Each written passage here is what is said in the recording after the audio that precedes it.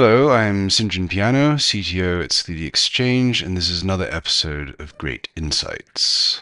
This is a follow-up to the previous episode. A friend of mine watched it and wrote with an interesting question. So he wrote, how can a podcaster maintain authenticity once content creator becomes part of their authentic identity? For example, Alex O'Connor. It just seems impossible to me that someone could genuinely explore their spirituality and belief 100% in the public eye. Is this content, or is this really what Alex O'Connor thinks? And so I thought about that and I responded, and it was an interesting conversation. There's two aspects that are interrelated. There is the identity shift of the person as they come to think of themselves as a content creator as opposed to whatever they were at first.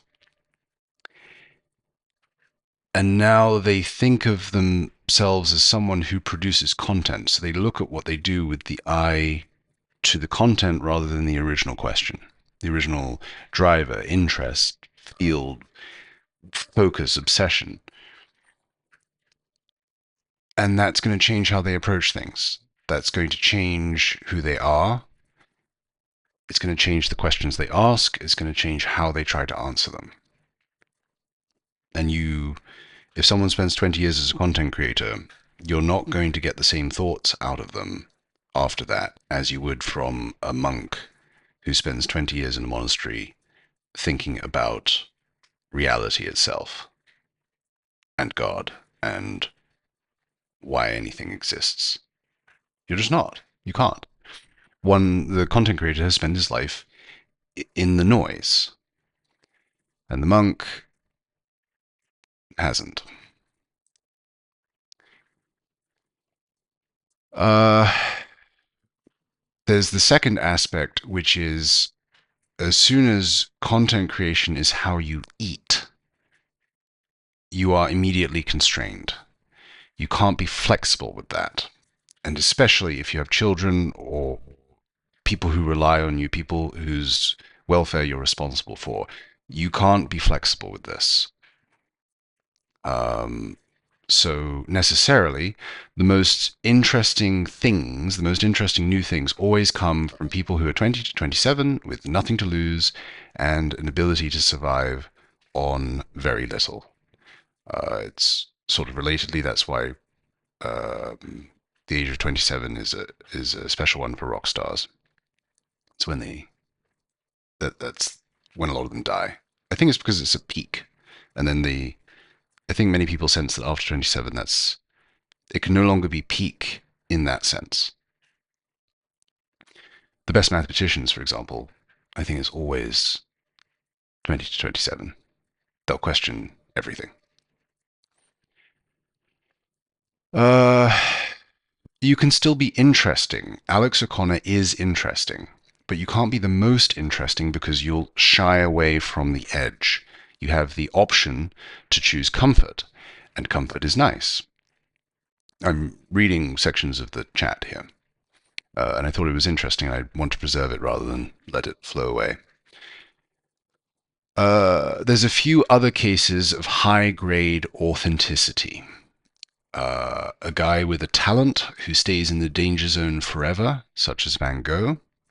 An aristocrat who is about to lose badly and permanently and decides to raise a banner instead, such as Caesar. Or disagreeable nutcases who value truth because they enjoy clear thinking more than worldly success. As regards that last category, the man who seeks truth always, always, always ends up fighting his society. Because every social order is built on some set of principles which are treated as beyond question, and truth is an excavator, and you'll always find places where the categories are fuzzy, always. And that's very bad for social order. Even if the social order is terrible, it's irrelevant whether it's terrible. Truth is always opposed to it.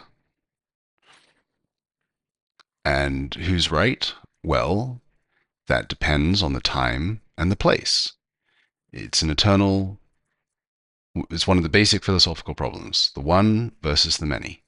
And it's like yin and yang. It's always flowing from one side to the other. Sometimes the individual is right. Sometimes the social order is more right. And it's never settled and never will be.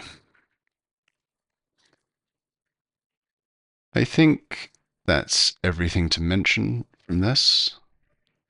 And this time we have a little bit more of a script. This episode is sponsored by Legala.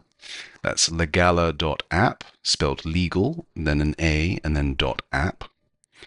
And in one sentence, its value proposition is: Legala uses artificial intelligence to automate client interviews, gather key facts, and free up valuable time for what really matters, your legal work. The fundamental problem that it's tackling is that people in general do not enjoy thinking. Thinking takes energy. Structured thought is not natural. And so when someone has a legal problem, and you're a lawyer, trying to tease out the actual legal problem from the stream of consciousness flow that a client will send to you is very time-consuming and irritating. So what if you used a chatbot to do that instead? That might be pleasant. So if you're a lawyer, that might be interesting for you. That's all for today. If you enjoyed this video, please do click like. That's the best and easiest way that you can help this channel to grow. And if you'd like to see future episodes in your feed, do click subscribe. Thank you very much. And goodbye for now.